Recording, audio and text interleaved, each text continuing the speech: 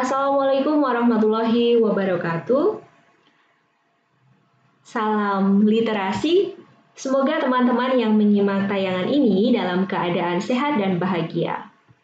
Tayangan ini dibuat untuk memotivasi mahasiswa agar aktif dalam menulis karya tulis ilmiah, salah satunya melalui program kreativitas mahasiswa. Program kreativitas mahasiswa atau disebut dengan PKM sudah ada sejak tahun 2001. PKM dikembangkan untuk mengantarkan mahasiswa mencapai taraf pencerahan kreativitas dan inovasi berlandaskan penguasaan sains dan teknologi. Dalam rangka mempersiapkan diri menjadi pemimpin yang cendekiawan, wirausahawan yang mandiri dan arif, mahasiswa diberi peluang untuk mengimplementasikan kemampuan, keahlian, sikap, tanggung jawab, membangun kerjasama tim, maupun mengembangkan kemandirian melalui kegiatan yang kreatif dalam bidang ilmu yang ditekuni.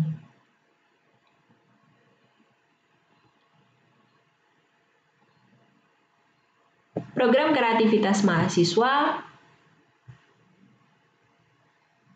beragam, ada berbagai bidang, mulai dari bidang penelitian, bidang penerapan teknologi, atau disebut PKMT, bidang pengabdian masyarakat disebut PKMM, bidang kewirausahaan disebut PKMK, bidang karya cipta disebut PKMKC, kemudian ada PKMGT, gagasan tertulis, ada PKMAI, artikel ilmiah, dan yang terakhir ada PKM GFK atau gagasan futuristik dan konstruktif. Dalam menulis karya ilmiah dalam bentuk program kreativitas mahasiswa, topiknya tidak dibatasi, namun perlu dikaitkan dengan penyelesaian masalah kekinian. Judul yang dirancang hendaknya tidak lebih dari 20 kata, maksimal 20 kata.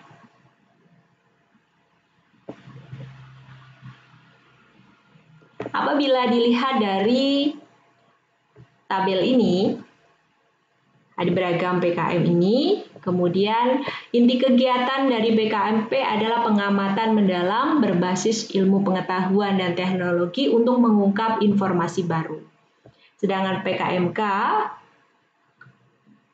inti kegiatannya produk ilmu pengetahuan dan teknologi sebagai komoditas usaha mahasiswa. Berikutnya PKMM, solusi ilmu pengetahuan dan teknologi bagi mitra non-profit. Kemudian PKMT, solusi ilmu pengetahuan dan teknologi bagi mitra profit. Kemudian dari PKMKC, karya berupa hasil konstruksi karsa yang fungsional. Kemudian ada PKMAI, artikel ilmiah hasil kegiatan akademik mahasiswa. Kemudian ada PKMGT, karya tulis memuat ide berupa konsep perubahan di masa depan. Kemudian ada juga PKM GFK yang inti kegiatannya berhubungan dengan isu-isu nasional. Dan apabila teman-teman melihat luarannya, hampir semua luarannya adalah ada yang berupa karya ilmiah, artikel ilmiah, laporan kemajuan dan seterusnya, tapi hampir semua akan dijumpai luaran berupa artikel ilmiah. Nanti pada kesempatan lain saya akan membuat tayangan yang khusus membahas tentang artikel ilmiah. Hari ini kita membahas tentang penulisan program kreativitas mahasiswa, khususnya persoalan sistematikanya. Nah, di dalam program kreativitas mahasiswa, antara PKMP, PKMK, PKMM, dan lainnya memiliki sistematika penulisan yang berbeda. Mari kita bahas satu-satu. Yang pertama adalah PKMP. Di dalam PKMP terdiri dari ada halaman awal, bagian awal, juga ada bagian inti dan bagian akhir. Bagian awal itu terdiri dari sampul, halaman pengesahan, dan daftar isi. Ini ya pasti ada, hampir semua PKM ada bagian awal. Kemudian bagian akhir pasti ada daftar pustaka dan lampiran. Yang membedakan PKM P dengan PKM yang lainnya adalah bagian inti. Pada bagian inti PKM P itu terdiri dari pendahuluan, tinjauan pustaka, metode penelitian, biaya, dan jadwal kegiatan. Bagian pendahuluan berisi uraian tentang latar belakang atau justifikasi ilmiah dan permasalahan yang akan diteliti. Alasan penelitian tersebut perlu diungkapkan melalui pemaparan fenomena nyata yang ditemui peneliti. Penelitian yang pernah dilakukan sebelumnya terkait fenomena yang diangkat oleh peneliti, serta kesenjangan yang terjadi antara kondisi saat ini dengan kondisi yang seharusnya. Hal itu tentu menurut kajian peneliti di atas dasar berbagai referensi. Pada bagian pendahuluan diungkapkan juga tujuan khusus penelitian, manfaat penelitian, kemudian keutamaan penelitian, sampai dengan temuan yang ditargetkan, kontribusi penelitian terhadap ilmu pengetahuan sosial, dan luaran penelitian. Ini bagian pendahuluan. Selanjutnya bagian tinjauan pustaka. Pada bagian tinjauan pustaka, ini perlu diuraikan hasil temuan peneliti lain yang diperoleh dari pustaka atau acuan referensi yang menjadi landasan disusunnya proposal. Tinjauan pustaka bukan sekedar kumpulan teori, melainkan rangkaian hasil yang sudah dipilih oleh peneliti yang mendukung atau dapat membentuk alur pikir tentang terjadinya persoalan atau topik yang diangkat oleh peneliti. Selanjutnya pada bagian metode, ini diungkapkan metode penelitian yang akan diterapkan, tahapan penelitian yang akan dilaksanakan, prosedur penelitian, luaran dan indikator capaian yang terukur di setiap tahapan, teknik pengumpulan data, analisis data, cara penafsiran, dan penyimpulan hasil penelitian. Bagi penelitian yang menggunakan metode survei, perlu melampirkan kuesioner lengkap. Dilengkapi juga di bagian lampiran setelah daftar pustaka.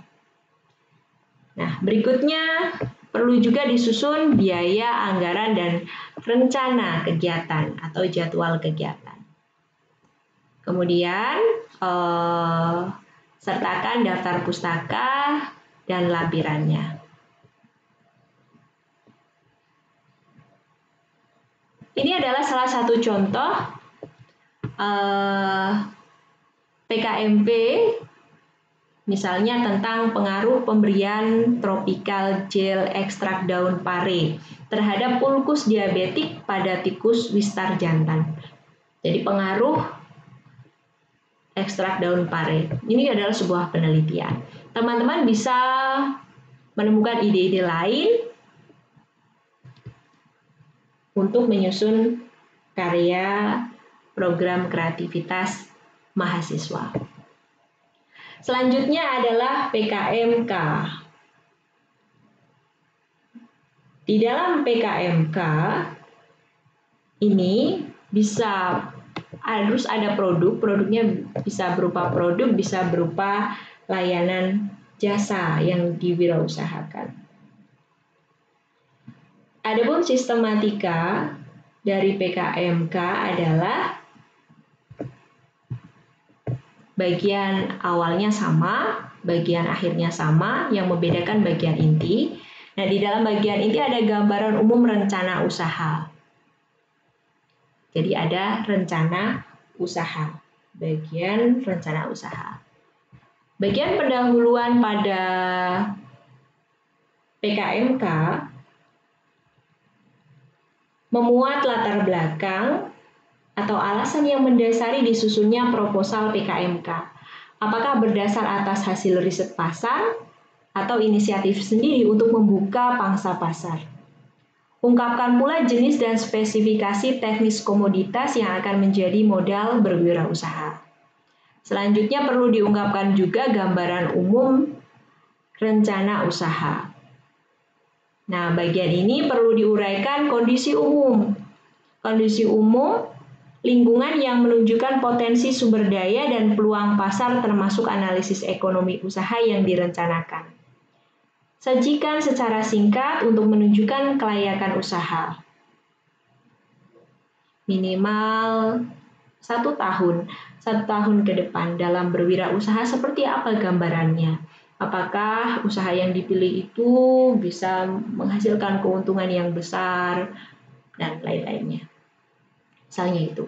Kemudian pada metode pelaksanaan diuraikan teknik atau cara membuat komoditas usahanya bagaimana, cara mengemasnya bagaimana, sampai dengan cara memasarkannya. Termasuk juga tahapan pekerjaan dan pencapaian tujuan program. Ini di bagian metode. Selanjutnya ada bagian biaya dan jadwal kegiatan, perlu dirancang biaya-biayanya. Nah, nanti persoalan biaya bisa dilihat langsung pada panduan. Nah, salah satu contohnya adalah semprul. Wah, semprul. Tapi semprul ini adalah akronim. Semprong Bekatul Inovasi Jajanan Tradisional Penurun Kadar Kolesterol. Ini adalah salah satu contohnya. Teman-teman bisa punya ide-ide lain yang bisa disusun sebagai PKMK. Selanjutnya adalah PKMM. Nah, PKMM ini memiliki sistematika yang berbeda. Yang membedakannya adalah misalnya pada bab 2 ada gambaran umum masyarakat sasaran. Ini yang membedakan.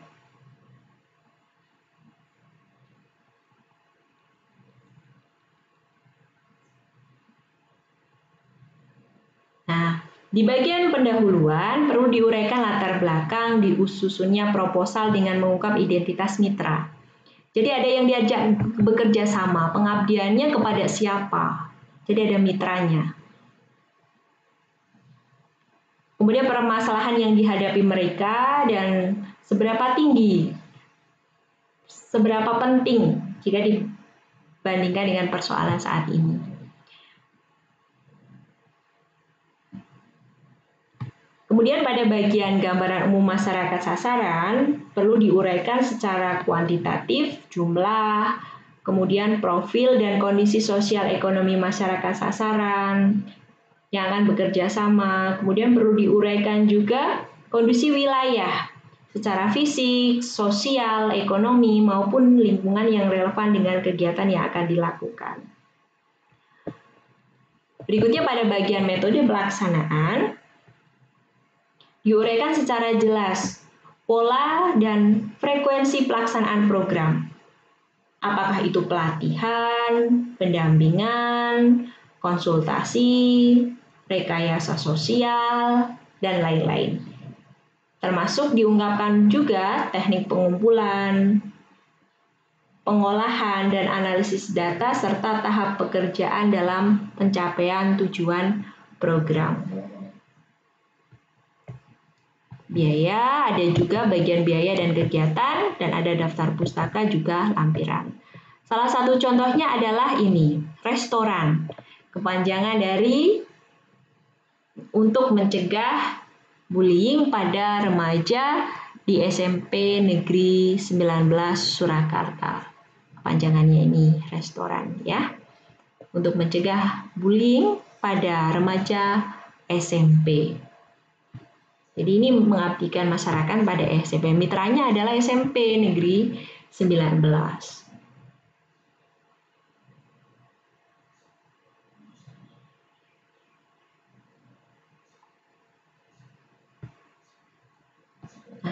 Berikutnya selain PKMM ada PKMT.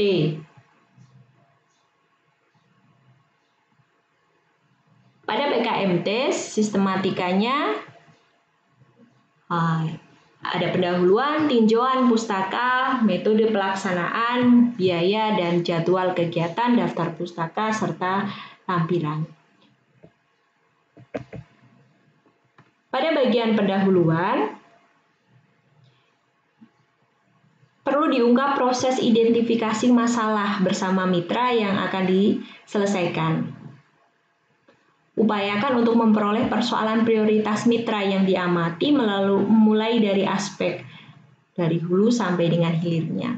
PKMT disarankan hanya berfokus pada satu persoalan prioritas, baik dari aspek teknologi maupun aspek sosial humaniora. Dalam bagian pendahuluan perlu dijelaskan aspek mana bantuan ilmu dan teknologi yang ditawarkan dan diyakini mampu meningkatkan nilai tambah bagi mitra. Misalnya peningkatan mutu produk, perbaikan proses produksi, pengolahan limbah, sistem jaminan mutu, dan lain-lain. Selain pendahuluan, ada bagian tinjauan pustaka. Pada tinjauan pustaka perlu diuraikan secara ilmiah semua hal yang relevan dengan persoalan, termasuk solusi yang ditawarkan. Jika solusi sudah pernah dipublikasikan pihak lain, agar diungkapkan juga inovasinya.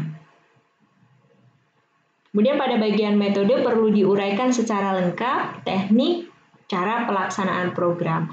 Apakah itu pendidikan, konsultasi, pelatihan, rekayasa keteknikan, rekayasa sosial, pendampingan pengujian mutu, dan sebagainya. Kemudian disertai juga rancangan biaya yang dibutuhkan, kemudian ada daftar pustaka dan ada lampiran. Salah satu contohnya ini, Salut, sahabat luka diabetes.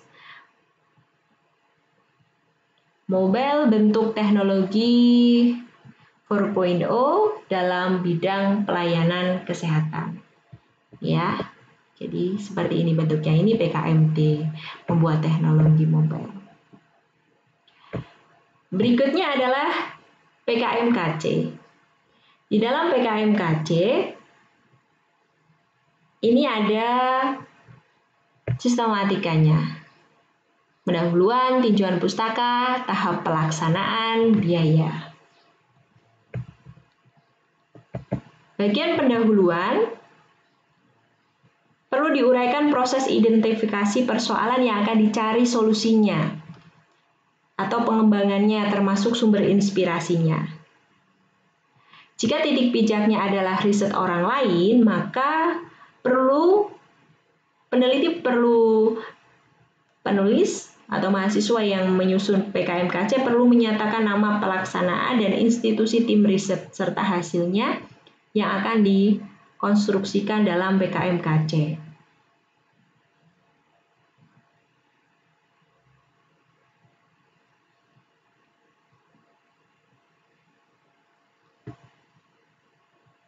Berikutnya pada bagian tinjauan pustaka,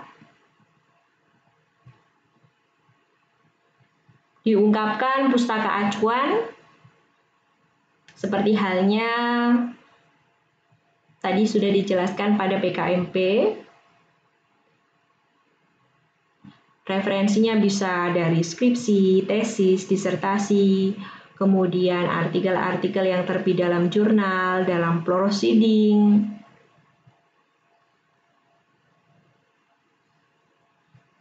dan sebagainya. Berikutnya ada bab 3, tahap pelaksanaan.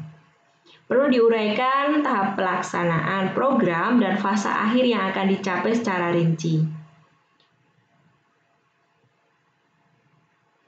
Dimulai dari koleksi data yang diperlukan untuk desain atau rancangan awal, menyusun desain teknis, membuat produk atau jasa layanan, sampai dengan menguji, mengevaluasi, dan penerimaan masyarakat.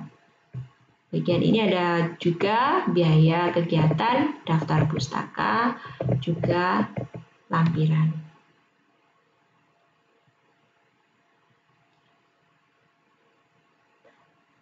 PKMKC ini bertujuan untuk menumbuh kembangkan kreativitas dan inovasi mahasiswa berbasis ilmu pengetahuan dan teknologi dalam upaya menghasilkan suatu produk, baik itu berwujud sistem, desain, model, atau barang, prototipe, produk kesenian kontemporer, aplikasi, produk literasi, jasa, dan lain-lain yang bermanfaat bagi masyarakat.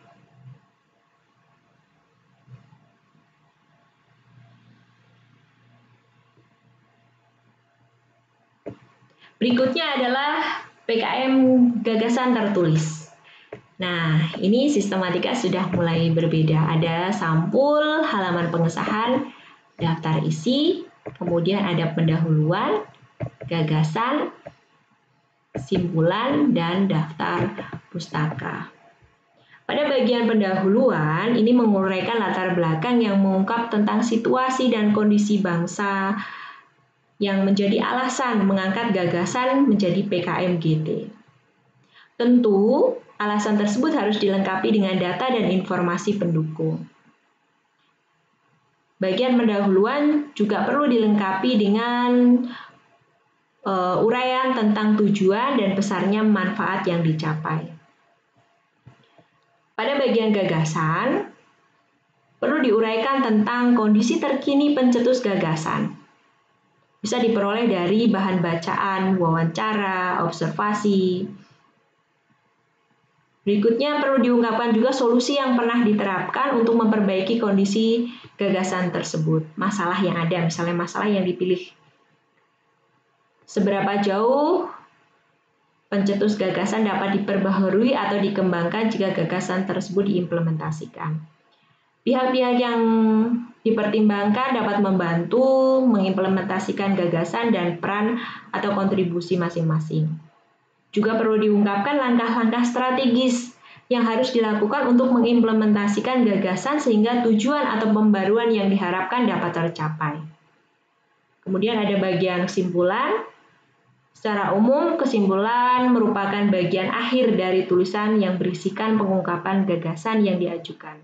Teknik implementasinya seperti apa, dan prediksi hasil yang akan diperoleh.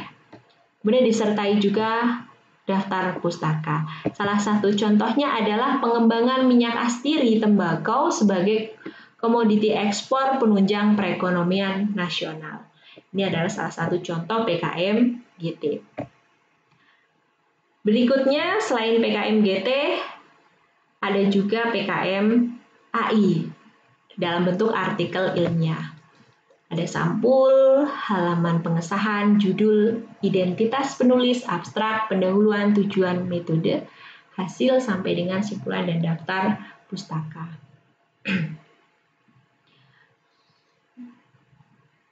Judul PKM AI hendaknya menggambarkan isi pokok tulisan secara ringkas dan jelas. Judul maksimal 20 kata dan perlu menghindari akronim yang tidak baku. Nah, setelah judul ada identitas penulis, kemudian ada abstrak. Abstrak ditulis dalam bahasa Indonesia dan bahasa Inggris. Biasanya berisi tidak lebih dari 250 kata dan merupakan intisari seluruh tulisan, meliputi latar belakang, tujuan, metode, hasil, dan kesimpulan. Abstrak ditulis dengan satu spasi, di bawah abstrak biasanya disertai kata kunci 3 sampai dengan 5 kata kunci.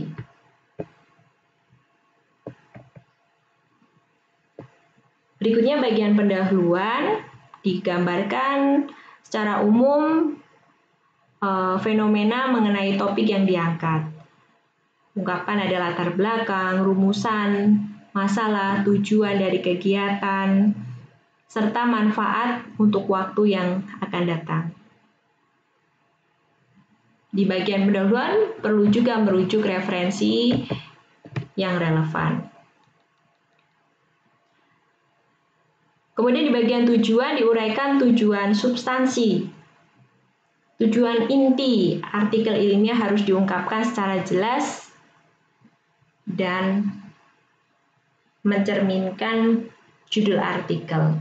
Jadi ada hubungannya dengan judul yang sudah disusun. Berikutnya metode. Metode pelaksanaan atau terdiri dari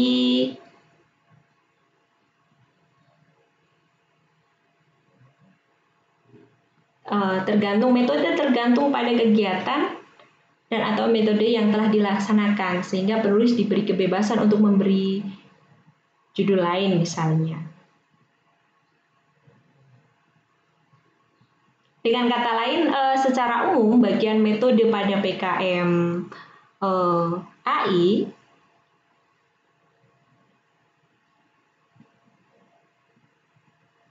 berisi tentang bagaimana observasi dilakukan, termasuk waktu, lama waktunya, tempat dilakukannya, kapan, kemudian observasi, tekniknya observasi, bahan dan alat yang digunakan, metode yang diperoleh, cara, metode pemerolehan data, teknik pemerolehan data, teknik analisis data, itu perlu diungkapkan di bagian metode. Selanjutnya ada bagian hasil dan pembahasan. Bagian ini menjelaskan tentang apa saja yang diperoleh dari observasi. Data dapat diringkas dalam bentuk tabel atau gambar. Nah, tidak ada spekulasi. Jadi tidak ada dugaan-dugaan, tapi harus sudah real kenyataannya hasilnya seperti apa. Bagian pembahasan memuat juga uraian dan analisis berkaitan dengan temuan-temuan dari observasi yang telah dilakukan. Kemudian ada simpulan, bagian akhir tulisan yang membawa pembaca untuk mengetahui simpulan dari tulisan yang dibuat. Berikutnya daftar pustaka. Salah satu contohnya adalah potensi buah kurma bagi ibu masa bersalin. Potensi kurma. Jadi sudah ada hasilnya, lengkap. Di bagian PKM AI sudah tidak menduga-duga kira-kira mau jadi seperti ini, seperti itu, tidak. Tapi sudah ada hasilnya.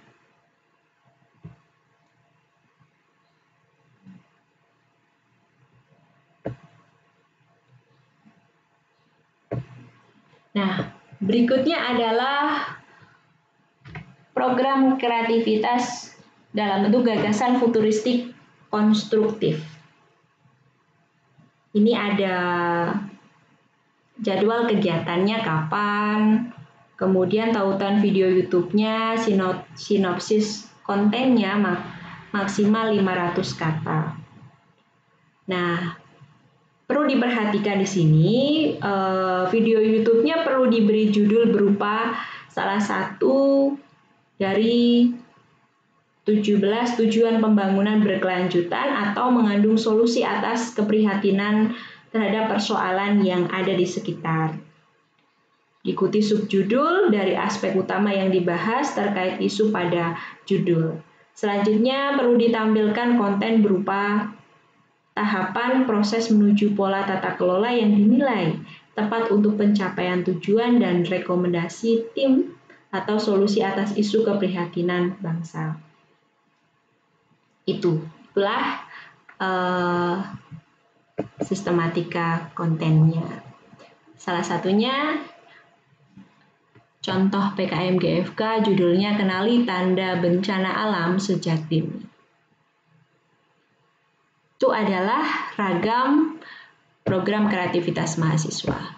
Dan salah satu program kreativitas mahasiswa yang pernah saya buat berjudul Pelatihan Metode Bercerita dengan tema Cinta Lingkungan bagi Guru PAUD di Kabupaten Purbalingga.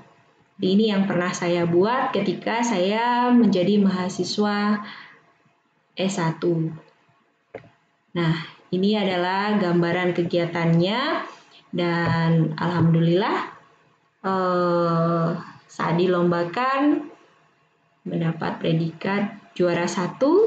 Masya Allah, tabarakallah.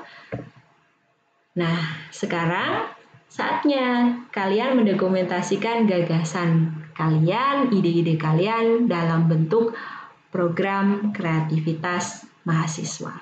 Siap ya? Oke, selanjutnya kita lanjutkan di forum diskusi. Baik, saya akhiri. Terima kasih atas perhatiannya. Wassalamualaikum warahmatullahi wabarakatuh.